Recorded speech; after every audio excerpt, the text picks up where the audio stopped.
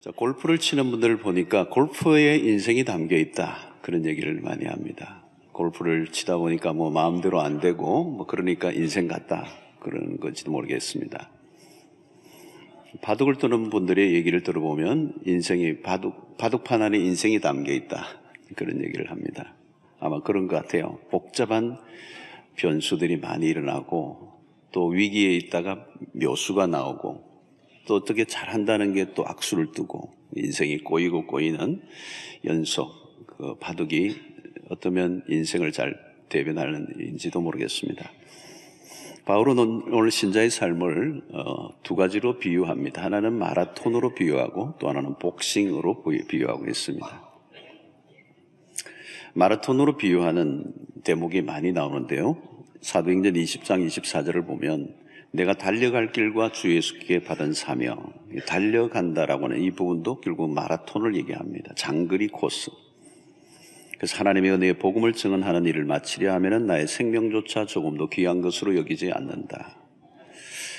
자, 바울의 생애의 마지막을 기록한 디모데 후서를 보면 4장 7절에 나는 선한 싸움을 싸우고 나의 달려갈 길을 마치고 믿음을 지켰으니 그랬습니다. 달려간다. 여기 달려간다는 표현은 다 마라톤입니다. 장거리를 말하는 거예요.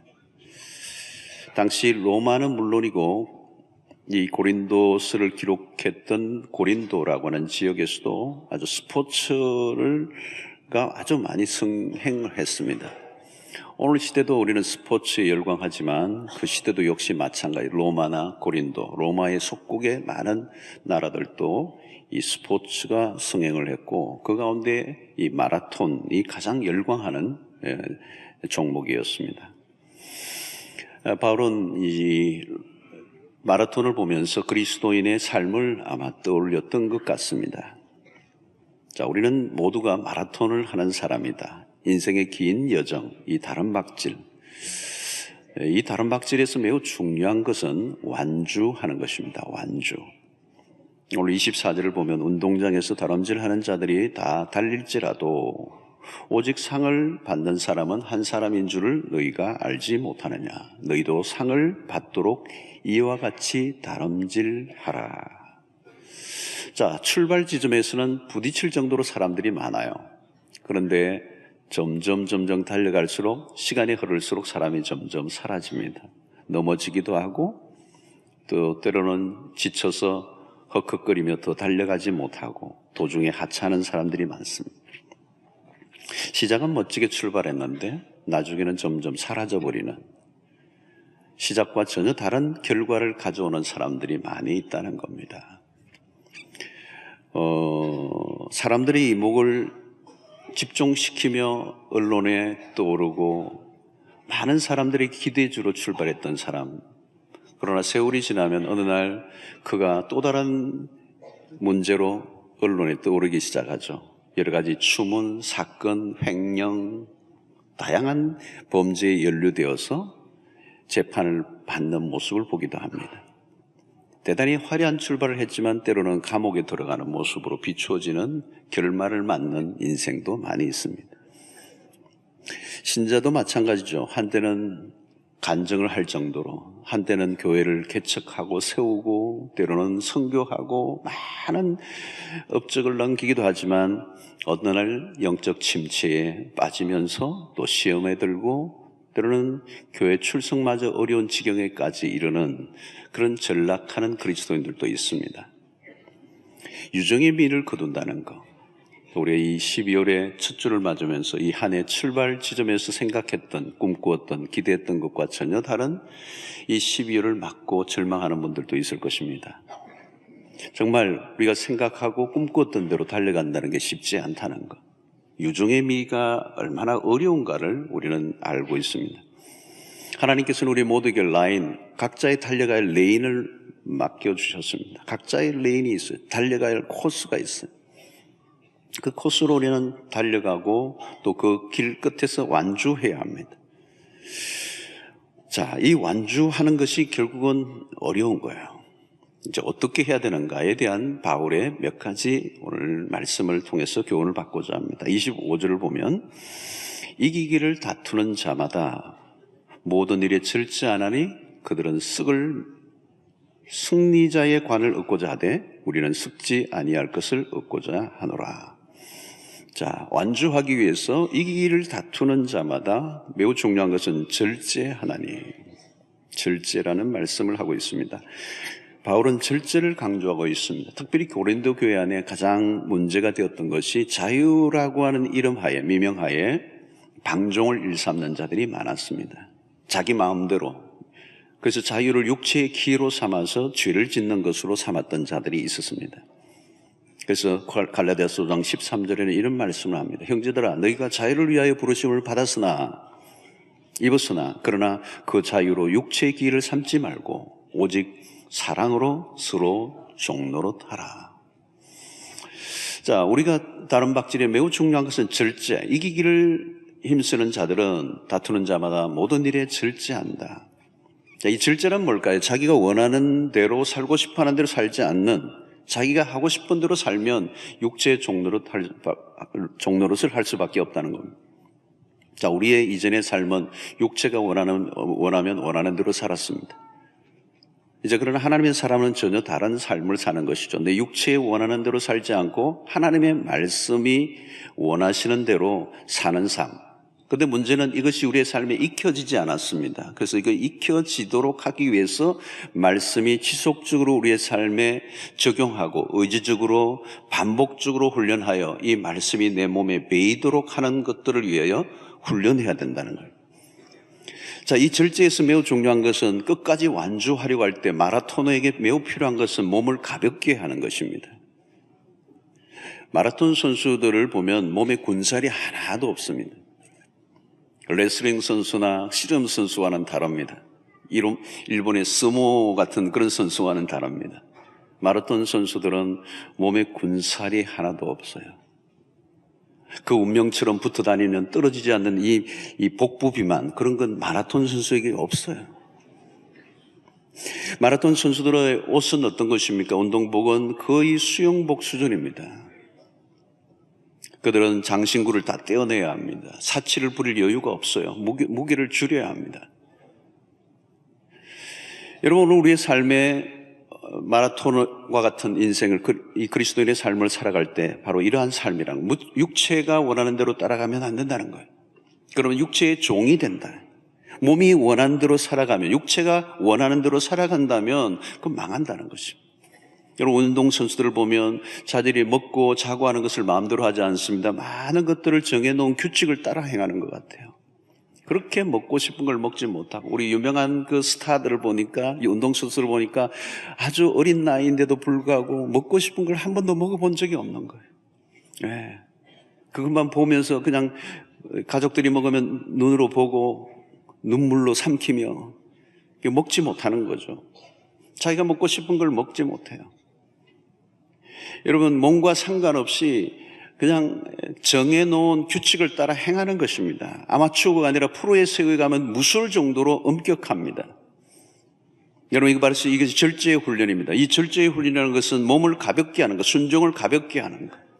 오늘 우리는 풍요의 시대를 살아갑니다. 우리를 유혹하는 육체의 그 유혹들이 얼마나 많이 있습니까? 우리는 나그네로 살아가는 이 땅 가운데 이 땅의 유혹에 우리가 눈을 팔면 무너진다는 것입니다. 우리는 영원한 순례자로 우리가 바라보아야 할 목표는 이 땅이 아니고 영원한 하나님의 집입니다. 여행을 할 때 중요한 것은 짐을 가볍게 하는 거예요. 짐을 가볍게 하는 거예요. 짐이 많으면 짐을 위한 여행인지 여행을 위한 짐인지 구분이 안 가요. 우리는 높은 산을 등정할 때 등산객들은 아주 가벼운 물건들만 가지고 갑니다. 다른 건 다 포기합니다. 우리가 금정산 정도 가는 정도면 가져갈 물품들이 꽤 있겠죠. 그러나 에베레스트로 간다 그러면 전혀 다른 이야기가 됩니다. 금정산 올라갈 때 그런 것들은 사치가 될 수가 있습니다. 에베레스트는 전혀 다른 것입니다. 우리는 높은 본향을 향하여, 하나님 우리를 향하신 그 목표를 향하여 달려갈 때 우리의 많은 것들을 포기해야 합니다. 붙잡고 있는 것들을, 쫓고 있던 것들을 내려놓아야 합니다. 그런데 우리에게 문제는 뭘까요? 욕심입니다. 계속 끊임없는 우리의 욕심이 우리의 절제를 하지 못하게 하고 우리의 삶을 무겁게 함으로 그리스도인답게 살아가지 못하도록 만들어 결국은 완주하지 못하게 되는 어려움을 겪게 된다는 것입니다. 자, 사막의 교부들은 그들은 늘 떠오르는 그들의 삶의 주제는 뭔가 하면 더 버려도 될 것이 무엇인가를 날마다 묻는다는 거예요. 더 버려도 될 게 뭐냐? 뭘 더 버려야 할까? 그들의 날마다 삶의 주제는 버릴 것에 대한 주제예요. 그래서 점점 simplify, 점점 단순하게 사는 삶. 자신의 삶을 무겁게 하는 것들을 떨구어 내오는 작업. 살면 살수록 끊임없이 내 삶을 무겁게 만들어 하나님의 말씀 앞에 온전히 순종하지 못하도록 만드는 것들이 내 삶을 드득드득 붙들고 내 발목을 붙잡고 있기 때문에 믿음의 다른 박질을 하지 못한다는 거예요. 그래서 그들은 뭘 더 버릴까? 더 버려야 될 게 뭔가? 버리고 또 버리는 삶을 산다는 거예요. 비우고 또 비우는 작업, 욕심을 날마다 정리하는 것들. 여러분, 우리는 연말에 더 많은 것들을 쌓기 위해서 뭔가를 더 추구하는 삶이기보다는 나도 모르게 어느 날 내 인생 가운데 나를 붙들고 있는, 나를 무겁게 만드는, 내가 더 앞으로 달려가지 못하게 만드는 무거운 것들이 무엇인지, 나를 얽매고 있는 것들이 무엇인지를 점검하는 달이 되어야 될 줄로 믿습니다. 히브리서 12장 1절을 보면 이런 말씀을 해요. 이러므로 우리에게 구름같이 둘러싼 허다한 정인들이 있으니 모든 무거운 것과 얽매이기 쉬운 죄를 벗어버리고 인내로서 우리 앞에 당한 경주를 하며. 경주하는 자예요. 히브리서 11장을 우리가 잘 알고 있습니다. 11장은 믿음의 사람들, 믿음으로 승리한 사람들의 명예의 전당이 11장 아닙니까? 그들이 어떻게 살았는가에 대한 이야기를 오늘 하는 것입니다. 사실은 그들이 믿음의 길에 완주하고 승리를 했던 이유는 그들의 무거운 것과 얽매기 쉬운 죄를 벗어버리고 인내로서 끝까지 경주했던 사람들. 여러분, 오늘 우리의 인생 가운데 이 12월을 맞으면서 인생을 제대로 달려왔는지, 달려오지 못했다면 달려오지 못하게 만들었던 것들이 무엇인지, 아니 지금 앞으로도 나는 계속적으로 속도를 내고 그 목표를 향하여 달려갈 수 있는가라고 질문을 해야 합니다. 여러분, 하나님의 나라를 위해서 다람질하고 완주하려고 하면 감량을 계속해야 된다는 거예요. 감량.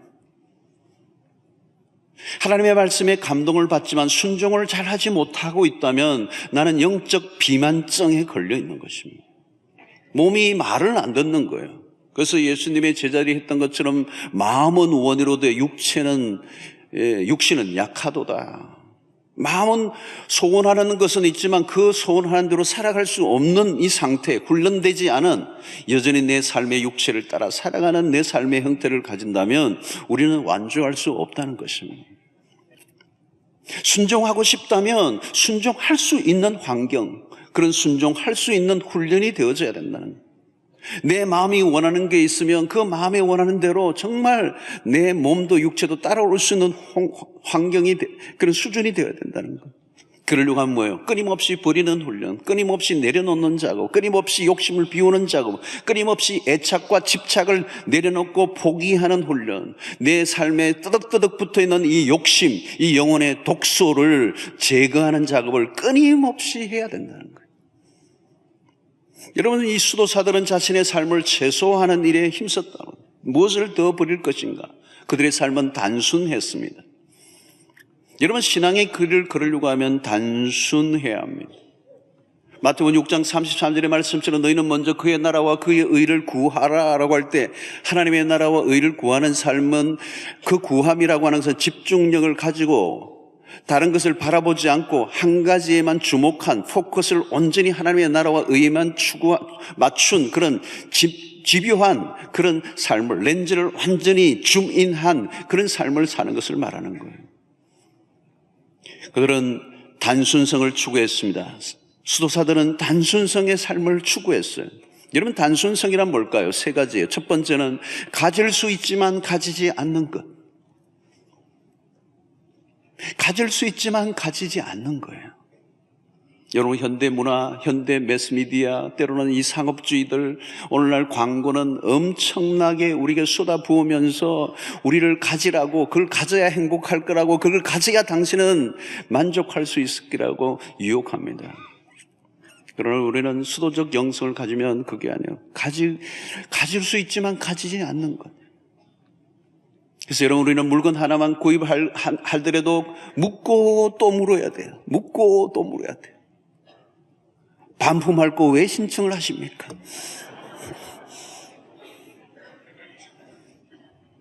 둘째는 가지고 있지만 가지고 있지 않는 듯이 살아가는 것. 그건 뭘까요? 꽉 쥐고 살지 않는다는 거예요. 가지고 있지만 가지지 않는 것처럼 살아가는 것. 여러분, 우리는 영원히 소유할 수 있는 것은 아무것도 없습니다. 내가 어떤 부동산도, 어떤 재물도, 어떤 내가 가지고 있는 소유도 내가 영원히 소유할 수 있는 것은 없어요.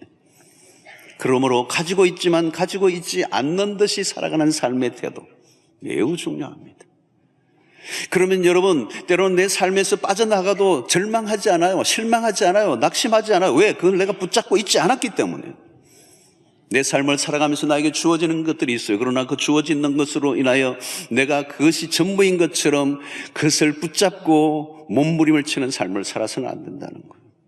세 번째는 뭐예요? 가지고 있지 않지만 가진 것처럼 풍요롭게 사는 것이 단순성의 삶이에요. 여러분, 가지고 있지 않지만 가진 것처럼 풍요롭게 살 수가 있습니다. 내 마당은, 내 앞들은 별로 없지만 한평 내 땅은 없어도 여러분, 나가면 공원에 걸으면 그게 내 땅 아닌가요? 동백섬을 제가 소유하고 있습니다. 근데 제가 잘 못 갑니다. 가서 누리면 제 것이잖아요, 여러분. 그걸 말뚝을 다 받고 철종을 쳐야 내 것입니까? 저는 비행기도 갖고 있습니다. 여러 대 갖고 있습니다. 시간이 없어서 안 탑니다. 탈 때는 미안해서 조금 돈을 주고 탑니다. 가지고 있지 않지만 가진 것처럼 풍요롭게 사는 게 단순성의 삶입니다. 가져야 누리는 거 아닙니다. 가지지 않아도 누릴 수 있는 것이 훨씬 더 많습니다. 여러분, 자신이 집착하고 있는 것들 때문에 우리의 삶이 무거워질 때가 얼마나 많아요. 저는 이민자들이 처음에 이민 오면요, 제가 호주에 살 때 보니까 미국도 마찬가지예요. 이민 가면 처음에는 무슨 한 맺힌 것처럼 집을 큰 걸 사요. 대저택을 사요. 뒤에는 풀장이 막 있고, 집이 그냥 방은 하여튼 10칸이 더 되고, 너무 멋있는, 밑에는 지하에 내려가면 게임 방이 있고 무슨 방이 있고, 한국에서는 꿈도 못 꾸는 집들이 많거든요. 근데요, 조금 지나면요, 힘들었어요. 유지하기가 힘들어요. 그 청소하려고 하면 힘들거든요. 허리 나가요, 허리 나가. 또 일하는 사람 부르면 또 그게 보통. 여러분, 이 수영장 관리도 보통 힘든 게 아니에요. 한철 여름에 하려고 사계절 이걸 전기로 뭘 돌려야 되고 청소를 해야 돼. 안 그러면 이끼 끼니까. 그리고 나무들이 많으니까 끝도 없이 낙엽이 떨어지고 내 주워야 되고, 나중에는 수영하다가 여름에 한번 수영하려고 하다가 사람 돈 들고요, 몸 힘들고요. 나중에는 보니까 한인들이 둘 중에 하나더라도 이 수영장을 미나리 깡으로 만들든지 파 묻어가지고 그것서 밭을 만들고 그러더라고. 잔디도 처음에는 멋있었는데 나중에 콘크리트 다 해버리고, 그리고 나중에는 팔더라고요. 작은 집으로 이사 가더라고요. 다 작은 집으로. 감당이 안 돼요. 멋있어 보이지만 그게 우리의 소유한다고 누리는 게 아닙니다. 여러분, 내 마음을 사로잡고 있는 게 뭘까요? 영혼의 독소들이 우리 안에 끊임없이 생기기 때문에 주기적으로 털어내야 됩니다. 우리는 수도사처럼 살 수는 없어요. 그러나 수도사적 영성이 필요합니다. 수도사적 영성. 우리의 영혼을 사로잡고 있는 것들을 걸러내는 것들, 우리의 영적 성장의 걸림돌이 되는 것들을 끊임없이 잘라내는 작업들, 성화의 길을 멈추어서는 안 된다.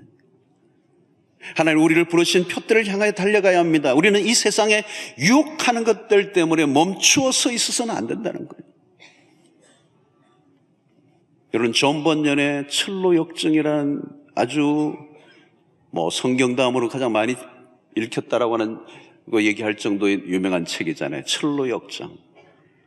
우리는 순례자로서 가는 길에 때로는 그 유혹에 무릎을 꿇고 그 유혹에 빠져 천성을 가지 못하는 순례자의 모습을 우리는 그리고 있는 것을 봅니다. 여러분, 하나님의 자녀로 살아갈 때 내 삶을 무겁게 만드는 것, 내가 하나님의 말씀에 온전히 순종하지 못하고 영적으로 자라가지 못하고 영원한 목적을 잃어버리게 만드는 세상의 욕심들 앞에 무릎 꿇지 않고 날마다 내 몸을 가볍게 하며 포기의 영성으로 내 삶을 단순하게 만드는 일에 힘쓰는 여러분들 되시기를 주의 이름으로 축원합니다. 다름질에서 중요한 것은 정확한 방향입니다. 26절이죠. 그러므로 나는 다름질하기를 향방 없는 것 같이 아니하고 싸우기를 허공을 치는 것 같이 아니하며. 향방이 중요하다는 거예요. 허공을 치는 것 같은 삶을 살아서는 안 된다는 겁니다. 마라톤과 산책은 달라요. 마라톤은 목표가 분명합니다. 산책은 때로는 다른 길로 돌아갈 수도 있습니다. 자기가 원하는 대로 언제든지 코스를 바꿀 수가 있습니다. 그러나 마라톤은 자기 마음대로 할 수가 없습니다. 방향이 분명합니다. 권투 선수도 마찬가지입니다. 허공을 향해 주먹을 휘두른다면 그는 지고 말 것입니다. 정확한 타겟. 산을 바라본 사람이 산을 오릅니다. 목표가 없는 사람은 도달할 곳이 없습니다. 삶을 수동적으로 살아가는 사람들의 특징이 있어요. 인생의 목적, 신앙의 목적이 분명하지 않아요. 왜 믿는지, 왜 교회를 다니는지, 왜 신앙을 가져야 하는지에 대한 분명한 목표가 없다면 그 신앙생활이 뜨겁게 일어날 수가 없어요. 인생의 목적도 마찬가지입니다. 내가 살려고 하는 인생의 의미가 뭔지, 목적이 무엇인지 그것을 알지 못하는데 어떻게 인생의 열정이 일어날 수가 있겠습니까? 구체적인 목표가 중요합니다. 목적지가 분명한 나그네는 즐겁습니다. 왜? 도달할 곳이 있기 때문에. 방랑자는 방황으로 끝납니다. 아브라함이 조상이 살던 땅을 떠난 순간부터 유랑이 시작되었습니다. 그러나 그는 하나님의 약속을 바라본 순례자였기 때문에 그는 낙심하지 않고 마지막까지 고링한 것이죠. 때로는 약속이 희미해질 때 하나님은 다양한 방식으로 그 약속을 재확인시켜줘요. 너가 가야 할 곳이 어디인가를 알려주십니다. 요셉은 이국의 땅에서 노예였습니다. 그러나 하나님이 보여주신 꿈을 놓치지 않았죠. 모세가 살인자가 되어 광야로 도망을 친 후 광야를 떠돌아다닙니다. 그러나 타는 불꽃 가운데 찾아오신 하나님이 그의 인생의 방황을 끝내게 하십니다. 가라 모세, 가나안을 향하여 당신의 백성을 이끌어 가나안으로 가게 하신 이 목표를 분명하게 보여주신 것. 다윗 역시 유랑객으로 처절한 순간을 맛보며 동굴에서 광야로 떠돌아다녔습니다. 어떤 때는 미친 채 하며 지내는 비참한 순간도 있었습니다. 그러나 그는 하나님의 부르심을 잊지 않습니다. 정확한 목표입니다. 내가 어디로 가고 있는가? 아차하면 목표를 잃어버려요. 주님의 제자들을 보면 주님을 따라다니면서 자주 목표를 잃어버립니다. 자리 다툼이나 하고 자신의 입신을 생각하고 영적 허영에 빠지고 정신없이 말도 안 되는 주제를 가지고 신경전을 벌이며 그들은 시간을 소모했습니다. 우리는 영적인 이 길에 방향을 놓치지 않아야 돼요. 방향을 놓치면 방황이 되는 것입니다. 방황이 무엇입니까? 그냥 왔다 갔다 하는 거예요. 도달할 곳이 없습니다. 나는 무엇을 향해 가고 있는가? 나는 어디로 가고 있는가? 그것을 확인해야 합니다. 오늘 우리는 무엇인가 목표를 향하여 이 12월까지 달려왔을 거예요. 그 목표가 있었기 때문에. 때로는 우리의 삶이 힘들고 어려운 고난이 와도 믿음의 사람들은 달려가야 할 목표가 분명했기 때문에 낙심하지 않았습니다. 어떻게 인내가 가능합니까? 내가 가야 할 그 목표가 분명하기 때문에. 하나님의 사람들이 도달해야 될 그 목적지가 분명하기 때문에 인내로서 경주했다는 거예요. 인내로서 경주했다. 자, 이 올림픽에서 마라톤은 클라이막스죠. 클라이막스 중에 또 클라이막스는 승리자에게 씌워주는 월계관입니다. 승리한 사람은 소나무로 만든 월계관을 머리에 썼습니다.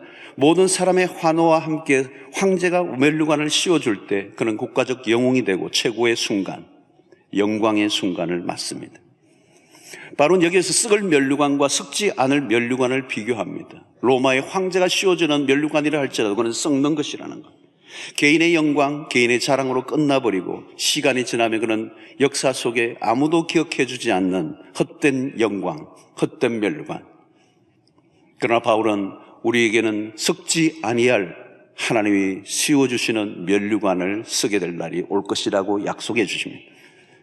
여러분, 열심히 산다고 하는데 허무한 결론이 나는 경우가 많아요. 어떤 사람은 자신이 열심히 살아왔다고 자부합니다. 그런데 무엇을 위하여? 무엇을 위한 성실이었는가? 우리는 전도서를 보면서 솔로몬의 고백에 귀를 기울여야 합니다. 그런 많은 걸 성취했습니다. 많은 걸 이루었습니다. 많은 걸 누렸습니다.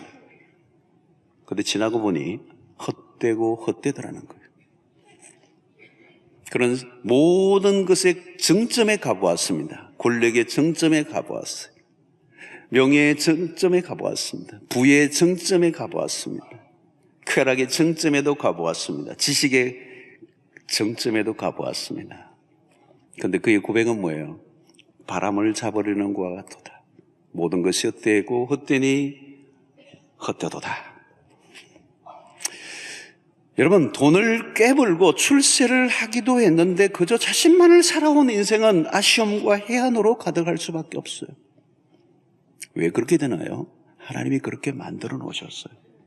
자기만을 위해 살아 결코 만족할 수 없는 존재로 하나님이 우리를 지으셨어요. 우리의 진정한 만족과 행복은 하나님의 영광을 위하여 살아갈 때 주어지는 건지로 믿습니다.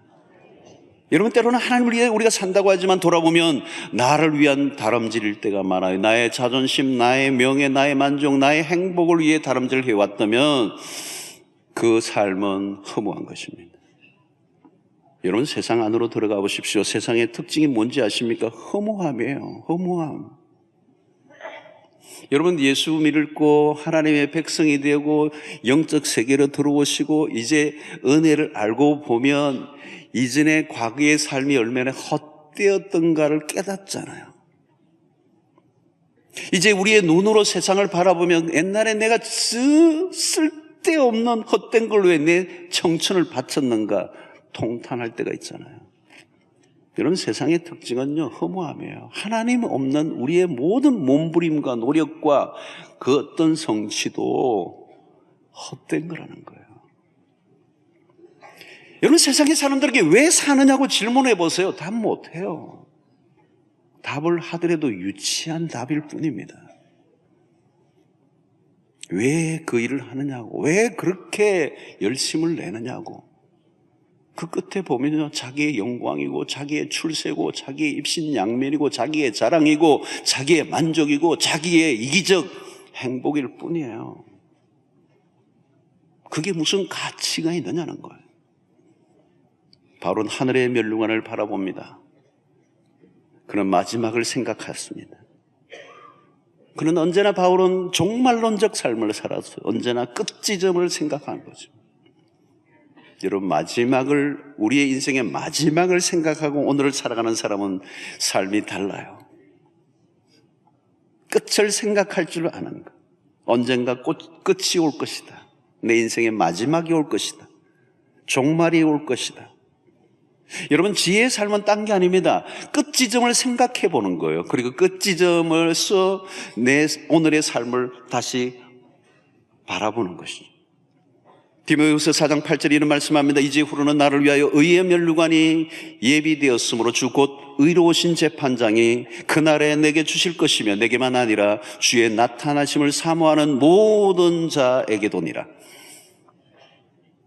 바울은 표대가 분명합니다. 빌립보서 3장 14절에 표대를 향하여 그리스도 예수 안에서 하나님이 위에서 부르신 부름의 상을 위하여 달려가노라. 참 바울 사도 멋있어요. 정확합니다. 관역을 정확하게 겨누었어요. 표대를 향하여. 그리스도 예수 안에서 하나님이 위에서 부르신 부름의 상을 위하여 달려가노라. 하나의 길이에요. 하나의 목표예요. 그리고 그것을 향하여 끝까지 다름질할 때 그 다름질한 사람에게 상이 주어진다. 바로 끝을 생각했습니다. 동시에 그는 하나님이 끝 지점까지 완주한 사람에게 주실 상을 그는 기대하고 있습니다. 다름질한 사람에게 주어지는 그 상. 여러분, 바울은 그냥 열심히 산 게 아니에요. 목표가 분명했어요. 그 목표는 하나님이 주신 것이에요. 그리고 그 다름질의 끝에 주어질 상이 분명히 있다는 사실을 알았기 때문에 그는 걷지 않고, 덜어눕지 않고, 포기하지 않고 달려가노라. 그런 거, 달려가노라. 여러분, 마지막까지 달려가시기를 바랍니다. 마라톤 보니까 여기 많이 하대요. 하는데 옆으로 새는 분들 많아요. 주저앉아 버리는 분들 많아요. 중간에서 차 타고 가는 분들 많아요. 여러분, 끝까지 달려가는 사람이에요.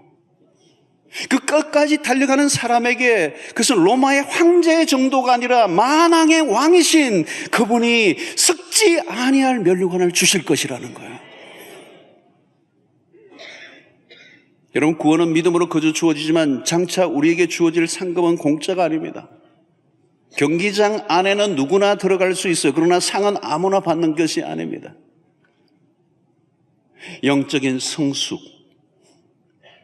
이 영적인 마지막까지 완주, 하루아침에 이루어질 수 있는 일은 아닙니다. 그리고 단순한 꿈만으로 안 돼요. 왕년의 향수에 젖어 세월만 보낸다고 주어지는 것은 아닙니다. 내가 한때 했기 때문에 그 정도로 만족이 해서는 안 되는 거예요. 이런 신앙생활 하는 분들 가운데 한때 열심히 했고 한때 그런 분들이 많아요. 어떤 분들은 오랫동안 신앙생활을 해가지고 어느 날 이제 더 이상 달려가지 않고 도중에 주저앉은 분들이 많아요. 그래서 교회 안에서 열심히 누가 하면 나도 한때 왕년에 그랬어. 기죽이고 잘해봐. 나도 한때 그랬어. 이런 건 부끄러운 얘기예요, 여러분. 한때 열심히 하는 거로 끝나면 안 돼요. 마지막까지. 주님 부르시는 그날까지. 끝까지 열심히 해야 돼요. 할렐루야. 저는 우리 원로 목사님 뵐 때마다 참 존경스러운 게 바로 그거예요. 이제 여든이 얼마 남지 않은 이 노구에 온 세계를 다니며 지지난 주간에도 2주 동안 태국의 집회들을 도시를 다니면서 하시면서 이 젊은이도 감당하지 못할 엄청난 사역을 마지막까지 맹렬하게 당신의 소원은 이 말씀을 전하다가 하나님 앞에 부름을 받고 싶은 그 열망. 멋있잖아요, 여러분. 아멘을 하셔야죠.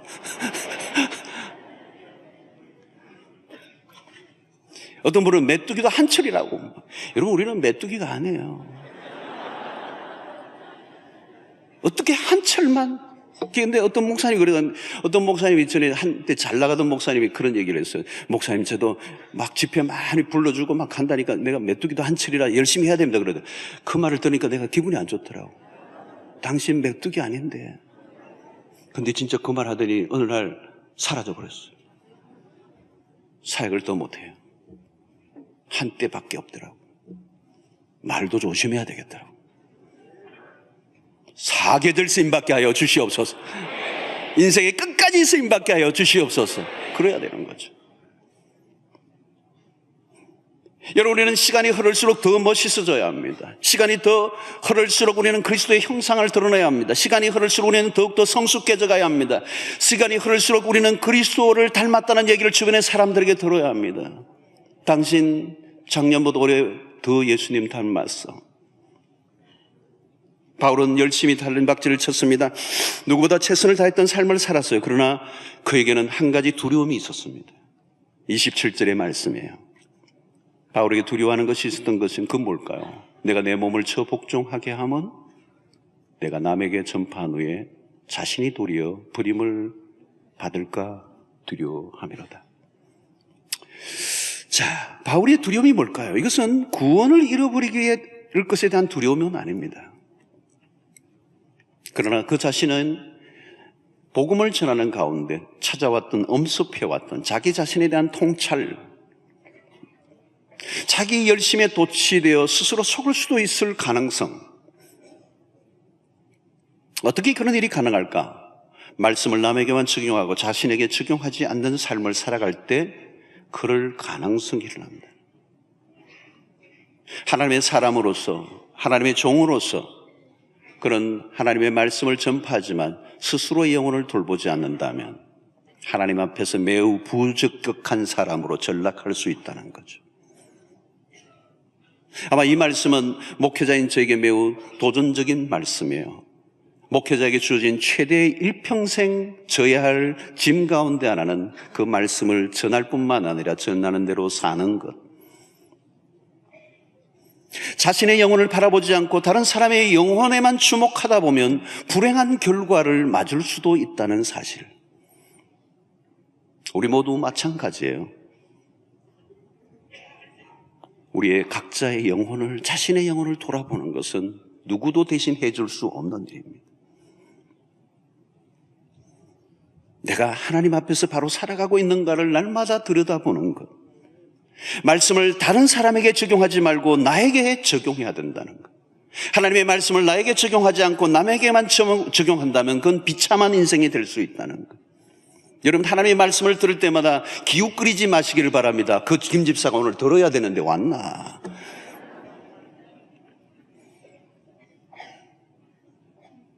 여러분, 여기에서 매우 중요한 것은 내 몸을 쳐 복종함, 이게 복싱 용어예요. 상대를 코너에 몰아넣어 KO패를 시키는, 펀치를 가하는. 자, 근데 오늘 바울은 무슨 표현을 씁니까? 내 몸을 쳐 복종한다는 거예요. 바울이 코너로 상대를 KO패를 시키는 그 대상이 누구냐? 바로 바울 자기 자신이라는 거예요. 싸워야 할 대상이 누군가? 바울은 자기 자신이라는 거예요. 복스가 상대를 정확히 보고 주먹을 날려야 하는 것처럼 정말 자기가 쳐야 될 대상은, 상대는 누구냐? 자기 자신이라는 거예요. 바울은 자신과 치열하게 싸웠습니다. 여러분, 다른 사람을 걱정하지 마시기를 바랍니다. 항상 나를 돌아보시기를 바랍니다. 남편 너무 염려하지 마시고 나를 보시기를 바랍니다. 아내 너무 신앙 관여하지 마시고 남편으로서 내 신앙을 보셔야 되는 겁니다. 말씀을 나에게 적용하는 거예요. 나를 바라보는 것입니다. 한국교회도 걱정을 하시는데 한국교회 너무 걱정하지 마시고 내 영혼을 들여다보시기를 바랍니다. 세상을 보며 말세라고 얘기하지 말고 내 모습을 보며 말세라고 통탄할 수 있는 자기 성찰이 필요하다는 거예요. 우리는 남 탓을 많이 합니다. 남에게 적용합니다. 남 보고 그저 혀를 찹니다. 여러분, 다른 사람을 판단하고 정죄하지만 정작 나 자신을 돌아보지 못한다면 그야말로 내가 버림을 받을까 두려워하미로다라고 하는 바울의 말씀이 그와 같은 것입니다. 여러분, 우리는 영적 다람쥐를 치료할 싸움을 포기하지 않아야 됩니다. 우리는 쉽게 살려고 해서는 안 됩니다. 하나님의 백성이 된 이후로는 하나님이 우리를 다루시기 시작하십니다. 우리의 가는 길이 쉽지 않아요. 훈련은 쉽지 않습니다. 쉬운 훈련은 싱겁게 끝나고 맙니다. 저는 우리 교회 제자훈련 하는 코스에도 우리 목사님들에게 날마다 당부합니다. 쉬운 훈련은 안 돼. 힘들어도 빡시게 해야 돼. 사기에 지원하신 분들을 축하드립니다. 빡시게 해야 돼요. 여러분, 억지로, 그러나 우리의 훈련이 우리 억지로 하고 극기로만 하는 것은 불가능합니다. 우리가 훈련하고 우리가 주님을 위해서 아름답게 살아가고자 애를 쓸 때 성령이 우리를 도와주실 줄로 믿습니다. 하나님이 함께 하실 것입니다. 복음의 능력이 우리를 이끌어 주실 것입니다. 우리의 노력만으로는 안 돼요. 그러나 겁내지 말고 하나님의 훈련 학교 안으로 들어가 기꺼이 하나님의 백성답게 달려감으로 레이스에 완주하는 은혜가 있게 되기를 축원합니다. 하나님 우리를 특별한 코스로 달리게 하셨습니다. 우리가 가고 싶은 길이 아니라 우리의 야망을 향한 다름질이 아니라 우리의 이기적인 목표를 향하여 달려가는 것이 아니라 하나님이 하라고 하신 그 목표를 향하여 달려가 그 길에 완주하는 은혜. 요한복음 17장 4절에 보면 예수님의 위대한 기도가 나옵니다. 아버지께서 내게 하라고 주신 일을 내가 이루어 아버지를 이 세상에서 영화롭게 하였습니다. 참 멋진 기도죠. 아들의 기도. 아버지가 나에게 하라고 하신 그 주신 일을 내가 다 이루었습니다. 자, 이 기도는 19장 30절에서 완성됩니다. 예수께서 신포도주를 받으신 후에 이르시되 다 이루었다 하시고 머리를 숙이니 영혼이 떠나가시니라.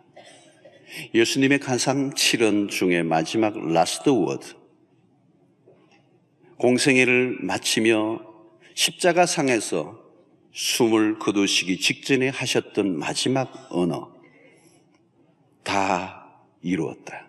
테텔레스타이. 이 다로 이뤘다는 말은 뭘까요? 아버지가 아까 요한복음 17장의 기도처럼 아버지가 나에게 하라고 하신 그 일, 이 십자가를 통하여 인류의 구원을 위한 사역을 이루게 하신 그 아버지의 명령에 온전히 순종하신 아들, 그 십자가, 그것이 다 이루신 일이에요. 하나님이 하라고 하신 그 일이에요. 예수님은 공생애 동안 한 번도 그 아버지가 나에게 하라고 하신 일을 잊은 적이 없어요. 그리고 십자가의 길을 걸어오셨어요. 그리고 십자가에 매달리시고 죽으시면서 이제 테텔레스타이 다 이루었다. 성도 여러분, 우리가 그 길을 걸어가야 합니다. 하나님이 나에게 하라고 하신 그 일을 내가 이루었습니다. 우리가 바라볼 목표는 그리스도예요. 그리스도가 사셨던 삶, 그리고 그리스도가 드러내셨던 그 성품을 닮아가기 위해서 몸부림을 쳐야 합니다. 그래서 히브리서 12장 2절에 믿음의 주요 또 온전하게 하시는 이인 예수를 바라보자. 그는 그 앞에 있는 기쁨을 위하여 십자가를 참으사 부끄러움을 개의치 아니하시더니 하나님 보좌 우편에 앉으셨느니라. 성도 여러분, 우리 믿음의 걸출한 영웅들, 히브리서 11장에 나왔던 믿음의 걸출한 영웅들, 그 명예의 전당, 그 하나님의 사람들, 그리고 결국은 그 모든 최고의 모델은 예수 그리스도. 우리도 그분이 걸으셨던 그 길처럼 우리도 우리에게 맡겨진 미션, 우리가 달려가야 할 그 레인에서 끝까지 다람질하여 최후의 그 순간 하나님 앞에 설 때 그런 고백을 해야 될 것입니다. 하나님, 나의 달려갈 길을 내가 다 달려왔습니다. 바울의 그 고백이 우리에도 있으시기를 축원합니다. 하나님, 내가 믿음을 지켰습니다. 내가 여기까지 최선을 다해 왔습니다. 전력 질주를 했습니다. 한 가지 길만 바라보고 달려왔습니다. 오직 예수 그리스도. 그분이 걸으셨던 그 길을 따라 내가 여기까지 왔습니다. 여러분, 언젠가 우리는 다 우리의 인생의 마지막 날이 올 것입니다. 그리고 인류의 역사의 마지막이 올 것입니다. 우리는 불식간에 하나님 보좌 앞에 서는 날이 오게 될 것입니다. 예외가 없습니다. 그때 우리는 하나님 앞에서 완주자로서 하나님이 씌워주시는 승리의 멸관을 모두가 받아서는 영광스러운 그날이 오게 되기를 주의 이름으로 축원합니다.